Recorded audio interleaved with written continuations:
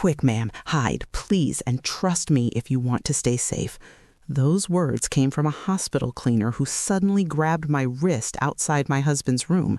5 minutes later, my mother-in-law was the one going pale. As always, before we dive into a story with an ending that's going to feel so satisfying, let's do a quick roll call. Type present and tell me which city you're watching this story from in the comments.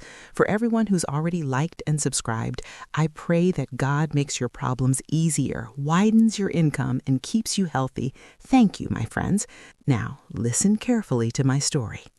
My name is Claire, and I honestly thought marrying into a rich family would at least give me some stability. Not luxury, not some fairy tale life, just stability. My husband Daniel is the oldest son in a family that owns a mid-sized construction company. His mother, Margaret, loves to act like she built the whole empire with her bare hands, even though everyone knows it was Daniel's late father who did most of the work. When I married Daniel, I came with exactly 0 money, 0 fancy connections, and one thing his whole family hated: a sense of boundaries. From day one, Margaret treated me like a maid who somehow snuck into the family through the front door. In front of people, she'd smile and call me dear, but when it was just the two of us, she'd say things like, "You should be grateful I allow you in my house at all," or "Women like you are replaceable, but my son and this company are not." Daniel always tried to calm things down. "Claire, she's old school," he'd say. "She doesn't really mean it." But I could see he was stuck between us, and sometimes he just shut down rather than confront her. We had a 5-year-old son, Noah, and Margaret adored him, or more accurately, she adored having leverage over me through him. "If you ever walk away," she said once very casually while Noah played with his toy cars, "you won't be able to drag my grandson with you. I'll make sure of that." I laughed nervously like it was a dark joke. In my head, I was thinking, "You're not joking at all." Still, I tried to keep the peace. I helped with family dinners, smiled in photos, dressed the way she wanted for events, the usual dance. Then everything changed with one accident. It was a rainy night when Daniel didn't come home. He was late from the office, which was unusual, but he always texted, always. This time, nothing. My brain went straight to panic mode. I called him, but it went to voicemail. Then I got the call. Unknown number, hospital name, polite voice telling me there had been a car crash. I almost dropped my phone. When I got there, I found Margaret already in the waiting area crying loudly with mascara running. She hugged me like we'd always been best friends. "This is what happens when he's stressed about the company," she wailed. "He was speeding. I told him to be careful, but he never listens." I was shaking. "Is he okay?" she said, dramatically clutching her chest. "They're trying." "It's bad, Claire." Daniel had head trauma and multiple fractures. He was in a coma, but stable. The doctor kept using that word, stable. I sat next to his bed, holding his hand while machines hummed around us. His face was bruised and there were tubes everywhere. I kept whispering, "Please come back, please come back," over and over. That night, Margaret came in and stood at the foot of the bed. "You need to be realistic," she said quietly, her mascara gone, voice flat now. "If he's not waking up," she said, "there are big decisions to make about the company, about Noah, about the house."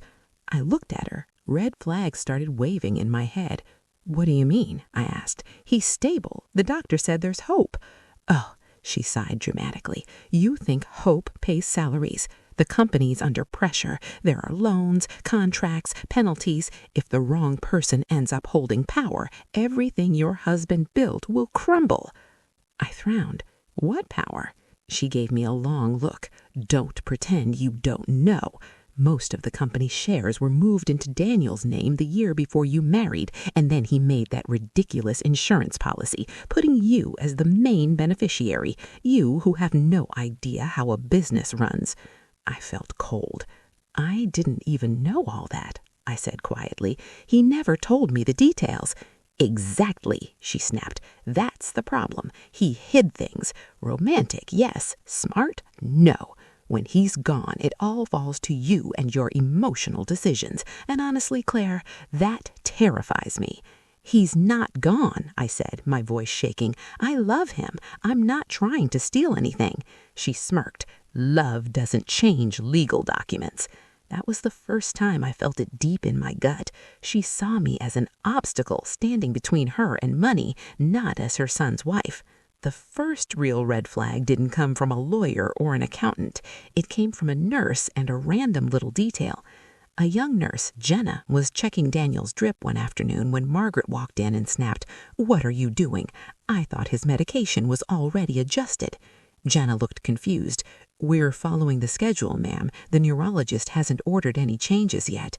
Margaret frowned. "But Dr. Harris said last night—" Jenna cut her off. "Dr. Harris left at 6 p.m. last night and didn't come back. I was on the night shift. There were no new orders." Margaret went very quiet. Her eyes flicked to me like I wasn't supposed to hear that. After Jenna left, I asked her, "Why did you say that about his medication being changed?" "Oh, I misunderstood," she said quickly. "I'm tired. Lack of sleep." It felt off, but I told myself I was being paranoid. That's what living with someone like her does to you. You start doubting your own instincts. A few days later, she started pushing something new. "You need to sign these," she said, sliding some documents at me in the hospital cafeteria. "They're power of attorney forms and company documents. It's just to make sure things don't fall apart while Daniel rests." I stared at the papers. It was a lot of legal language, paragraphs that made my head hurt.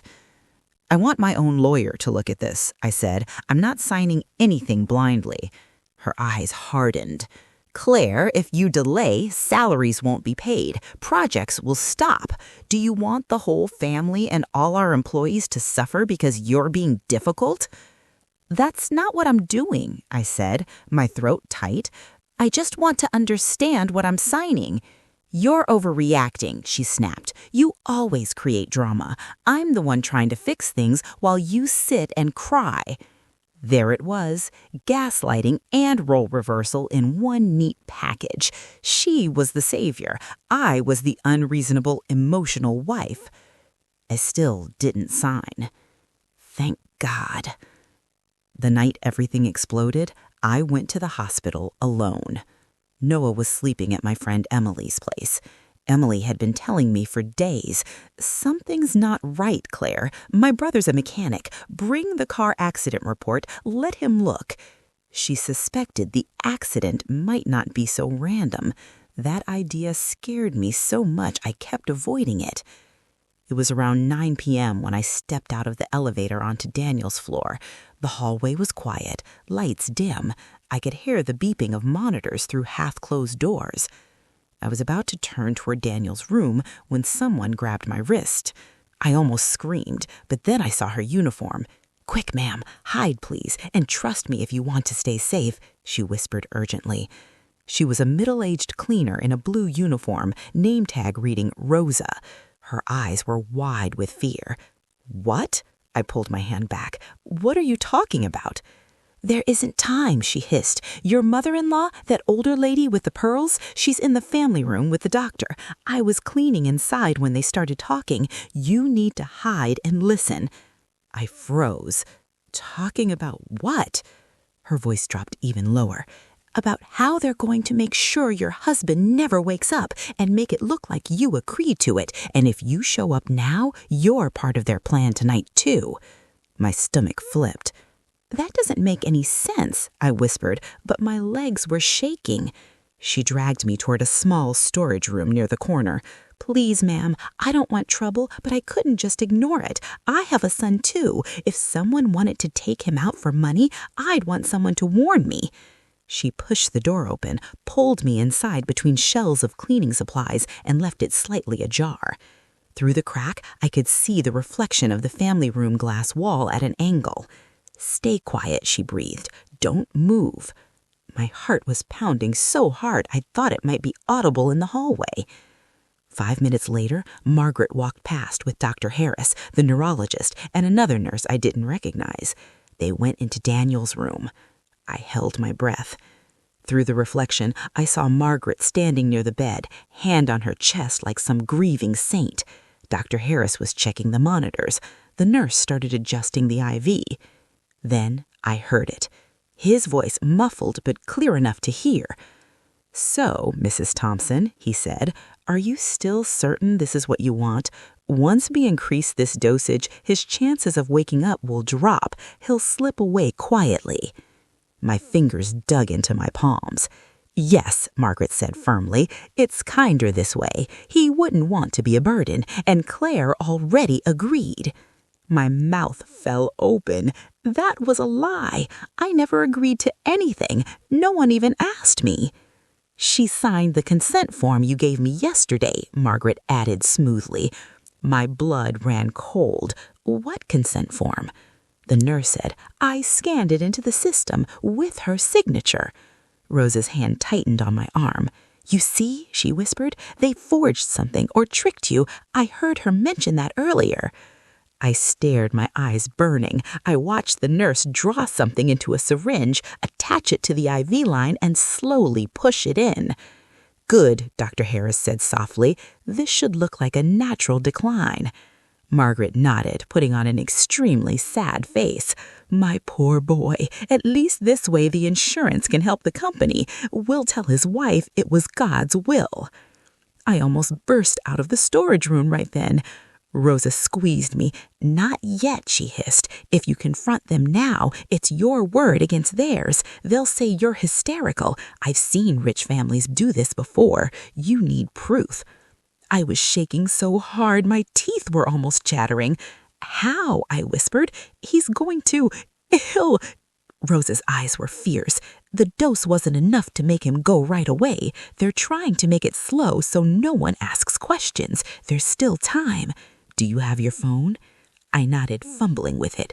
"Record," she said. "Not now. They'll see. When they come out, pretend you just arrived. Act normal. Tomorrow, we go to the hospital director. But tonight, don't let them know you know anything."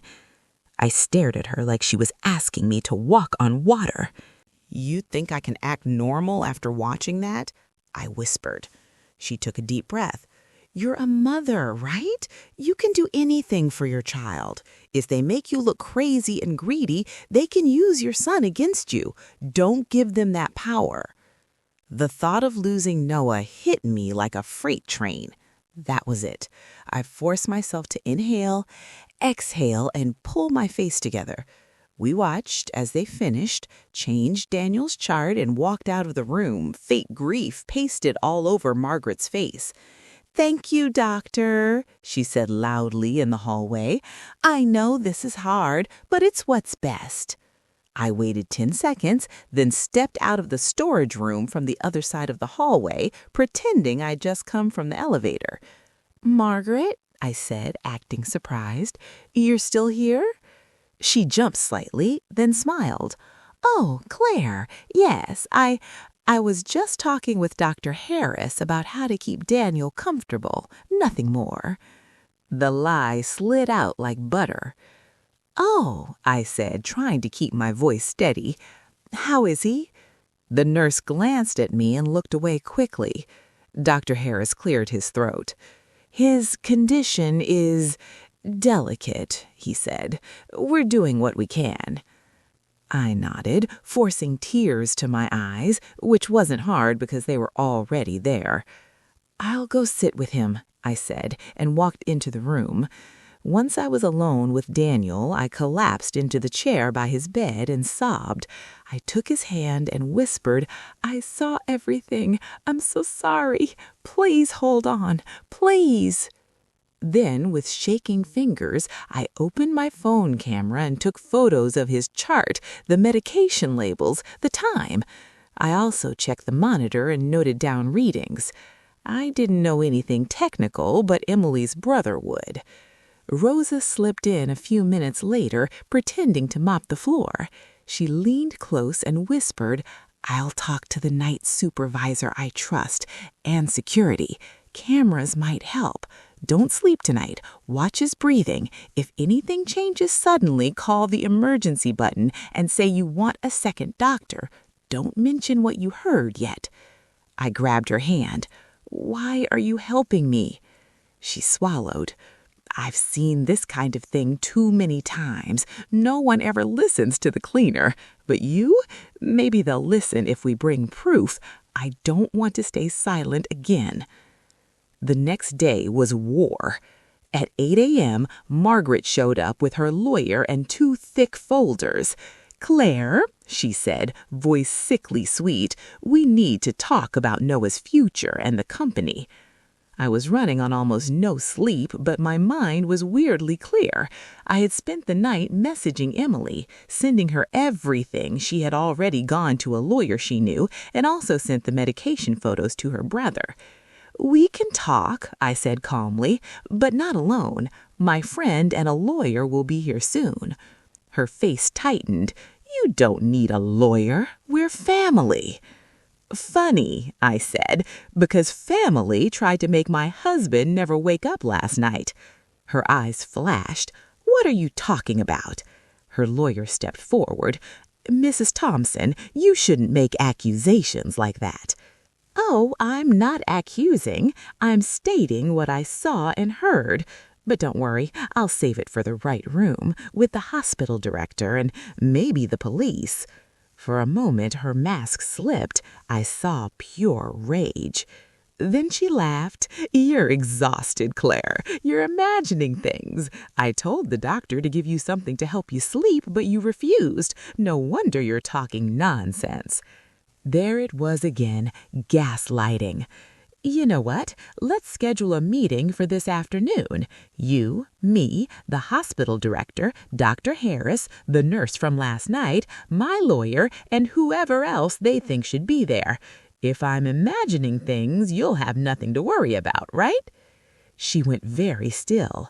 "You're trying to embarrass this family," she said coldly, "after everything we've done for you. Including forging my signature on a consent form.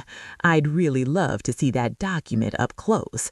Her lawyer quickly said, "There's no forgery. If there's a document, it must be legitimate." "Great. Then you won't mind if we check it in front of everyone." I walked away before she could answer, my legs shaking under me. By noon, the trap was set. The hospital director agreed to a family meeting after I requested it and hinted that there might be serious misconduct. Emily arrived with her lawyer, a serious-looking woman named Rachel. Rosa was already on standby, shaking but determined. Emily's brother had sent a report about the medication doses and timing, saying they looked very suspicious based on Daniel's state. In the conference room, the air felt heavy. Around the table sat the hospital director, Dr. Harris, the night nurse from before, Margaret and her lawyer, me, Emily, and Rachel, and sitting quietly near the door in her plain uniform, Rosa. The director started. "We're here because Mrs. Thompson raised concerns about her husband's treatment.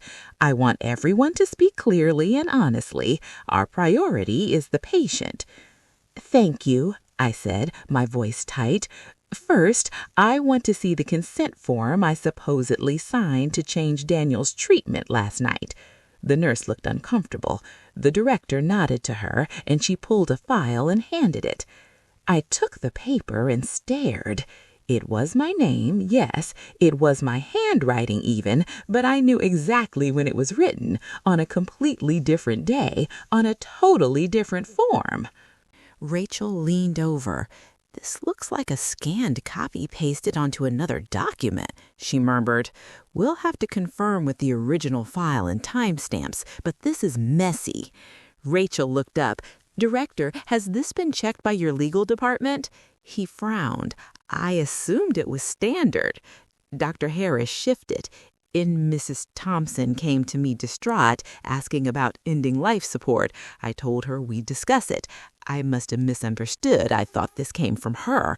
"Really?" I asked, "because I've never even had that conversation with you, and last night I was at home until almost 9. Funny how my signature was already in your system." Margaret jumped in. "She's lying. She signed it in the cafeteria with me, then forgot because she was so emotional. I was there. The nurse was there too, right?" She turned to the nurse with a shocked look. The nurse swallowed. I remember Mrs. Thompson being upset. I was busy. I didn't see exactly what she signed. Classic role reversal. I'm the confused one. They're the rational witnesses. Rachel smiled slightly. Let's not argue memories. Let's talk about facts. Director, can we pull the system logs? When this document was created, scanned, and uploaded, and from which device? The director nodded to someone at a laptop in the corner. We can. While they worked on that, I spoke again. Also, I would like to play an audio clip, I said, pulling out my phone, from last night in my husband's room. Margaret snapped. You recorded in a hospital room without permission? That's illegal, isn't it? Rachel calmly replied, Not in this context. It's evidence. The director nodded. Let's hear it. My hands were sweating, but I tapped play. The room filled with Dr. Harris's voice. Once we increase this dosage, his chances of waking up will drop. He'll slip away quietly. Then Margaret's voice. Yes, it's kinder this way. He wouldn't want to be a burden, and Claire already agreed. Then the nurse. She signed the consent form you gave me yesterday. Then Margaret again. At least this way the insurance can help the company. We'll tell his wife it was. Rachel leaned over. This looks like a scanned copy pasted onto another document, she murmured. We'll have to confirm with the original file and timestamps, but this is messy. Rachel looked up. Director, has this been checked by your legal department? He frowned. I assumed it was standard. Dr. Harris shifted. Mrs. Thompson came to me distraught, asking about ending life support. I told her we'd discuss it. I must have misunderstood. I thought this came from her. Really? I asked, because I've never even had that conversation with you, and last night I was at home until almost 9. Funny how my signature was already in your system. Margaret jumped in. She's lying. She signed it in the cafeteria with me, then forgot because she was so emotional. I was there. The nurse was there too, right? She turned to the nurse with a shocked look. The nurse swallowed. I remember Mrs. Thompson being upset. I was busy. I didn't see exactly what she signed. Classic role reversal. I'm the confused one. They're the rational witnesses. Rachel smiled slightly. Let's not argue memories. Let's talk about facts. Director, can we pull the system logs? When this document was created, scanned, and uploaded, and from which device? The director nodded to someone at a laptop in the corner. We can. While they worked on that, I spoke again. Also, I would like to play an audio clip, I said, pulling out my phone, from last night in my husband's room. Margaret snapped. You recorded in a hospital room without permission? That's illegal, isn't it? Rachel calmly replied, Not in this context. It's evidence. The director nodded. Let's hear it. My hands were sweating, but I tapped play. The room filled with Dr. Harris's voice. Once we increase this dosage, his chances of waking up will drop. He'll slip away quietly. Then Margaret's voice. Yes, it's kinder this way. He wouldn't want to be a burden, and Claire already agreed. Then the nurse. She signed the consent form you gave me yesterday. Then Margaret again. At least this way the insurance can help the company. We'll tell his wife it was God's will. When it stopped, the room was dead silent. Margaret's face went white, then red. That's taken out context. You don't hear what happened before or after. I was just asking questions. Rachel raised an eyebrow. You were talking about making sure he never wakes up and using his insurance for the company. That's not just asking questions. Dr. Harris stammered. I was explaining hypothetical scenarios. I didn't actually intend to. Then why did the nurse change the dosage? I shot back. Why did his chart get edited last night? And why does your voice sound perfectly calm while planning to make it look like a natural decline? The director's face was dark now. I will be reviewing this personally. Margaret straightened in her chair. You're all ganging up on me. I'm the one trying to save this company. She pointed at me, is a gold digger who wants my son's money. She's lying, recording me, twisting things. I've been the real parent here, the one who cares. There it was again, flipping the script. She was the victim, I was the monster. I took a breath. If I'm so greedy, why didn't I sign the documents you pushed in my face? Why did I ask for a lawyer? Emily slid a folder across the table. By the way, she said, this is the car inspection report from the night of the accident. My brother is a mechanic. The brake lines weren't worn out or suddenly damaged like the first report suggested. They were cut cleanly. Someone wanted Daniel's car to fail. Margaret laughed, a high, shaky sound. Oh, now you're saying someone tried to take him out. Paranoid nutch? Rachel spoke calmly. We're not saying who yet, but when you line it up, the car, the rushed consent form, the conversation about insurance and shares, the doses changed, it paints a very ugly picture. The director turned to Rosa. And you, ma'am, are requested to be present? Rosa cleared her throat, hands clenching in her lap. Yes, sir. I was cleaning in the family room when Mrs. Thompson and the doctor came in. I heard them talking about making it look natural. I got scared. I told her, she pointed at me, to hide and listen. I know my position here is low, but I have no reason to lie. I could lose my job for even being here. Emily added quietly, there's also the hallway camera. Everyone turned. I asked security this morning if the hallway footage from last night could be preserved. They made a copy. You can see the doctor, the nurse, and Mrs. Thompson going into the room at that time. And you can see Claire coming out of the elevator minutes later from the opposite direction, not anywhere near the family room when that consent was supposedly signed earlier in the day. The laptop guy spoke up. Sir, I have the logs. The consent form was created at 7:58 p.m. from a nurse station terminal, scanned in with a file name that doesn't match our standard name. It looks like an older scan with used and renamed. Rachel smiled thinly. So the signature was pulled from another document and pasted into this one. That's forgery. Margaret's lawyer began to sweat. We're getting ahead of ourselves. There might be a misunderstanding. The director slammed his hand lightly on the table. Enough. There is an audio recording, suspicious system logs, a medication change, and a witness. This is not a misunderstanding. This is a serious ethical breach at best, and something much worse at worst. Margaret stood up suddenly. I don't have to sit here and be accused like this. I'm leaving, and I'll let my lawyer handle it. Rachel's voice stayed calm. Before you go, I should mention, Daniel updated his will a year ago. The main beneficiary is Claire and their son Noah, not you. So if anything happened in Daniel, you'd only get what he specifically left you. The company's shares and insurance would mostly bypass you entirely, unless, of course, you made sure Claire looked unstable or complicit and got custody of Noah too. Then you'd be controlling everything. Everyone stared at her. I turned slowly. What did you say? Rachel nodded. We got a copy from his lawyer this morning. Daniel was more careful than anyone thought. He built protections into the will.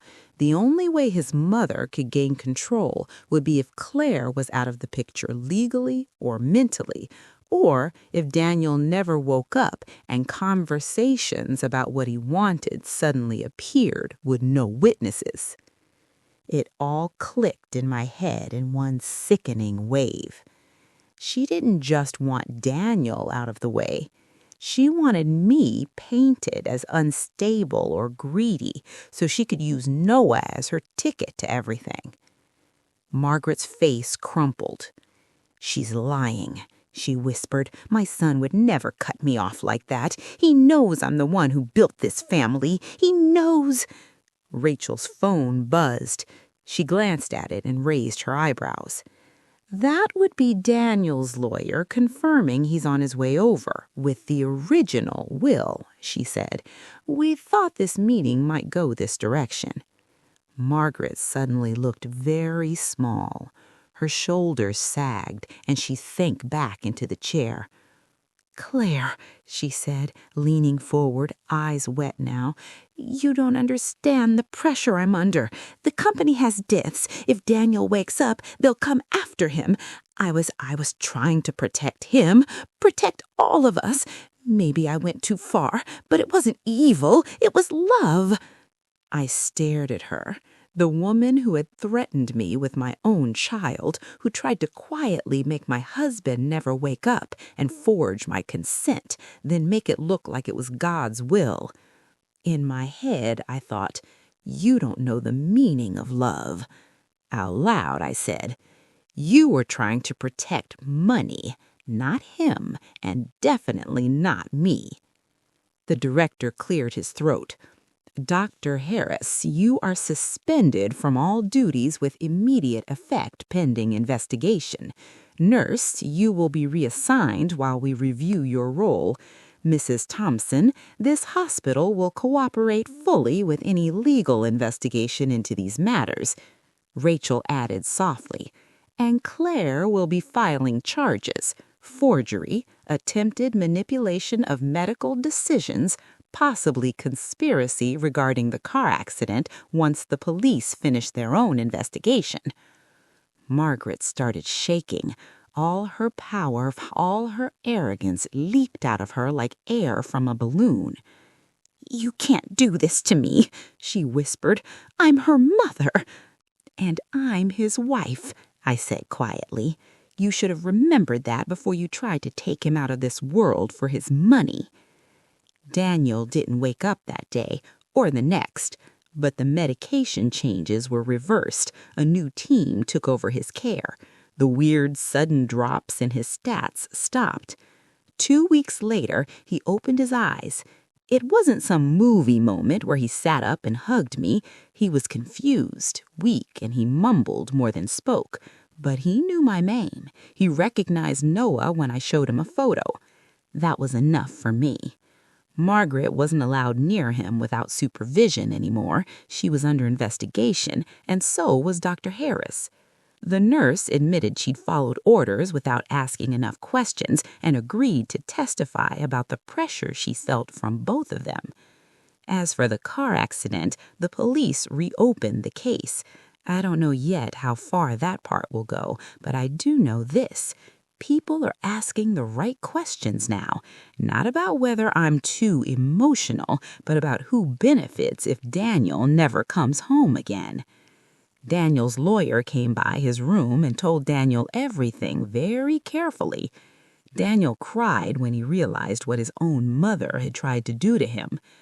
"I'm so sorry," he whispered to me, clutching my hand as much as he could with all the tubes. "I thought I was protecting you by not telling you about the company mess. I made it worse." I shook my head. "You're alive. We can fix the rest." We moved out of his mother's house completely. Daniel gave up some control in the company to trusted partners and brought in an outside CEO. We kept enough to live, but not enough to let anyone hold it over us again. As for Margaret, she's facing legal consequences and serious social humiliation. People at the company whisper behind her back now instead of obeying her every word. Some relatives called me privately to apologize for not believing me sooner. I forgave some of them, but I didn't forget, and I drew very clear lines about who is allowed near my family now. Noah knows something bad happened, but we keep it simple for him. "Grandma made some very bad choices," I told him gently, "so we're taking a break from seeing her for a while." "Is Daddy okay?" he asked. "Daddy's getting better, and we're going to keep him safe. That's our job now." From everything that happened, I learned that staying quiet when something feels wrong can be the most dangerous thing you do, especially when money and power are involved. You can still be kind and respectful, but you have to know your rights, ask questions, and trust your gut even if everyone calls you dramatic. Now I know that anyone who uses family as a weapon to control you doesn't deserve a place in your life, no matter what title they hold. If you've been through something similar or want to share your own story, write it in the comments. Don't forget to share this video with your friends, hit the like button, and subscribe so you don't miss the next stories.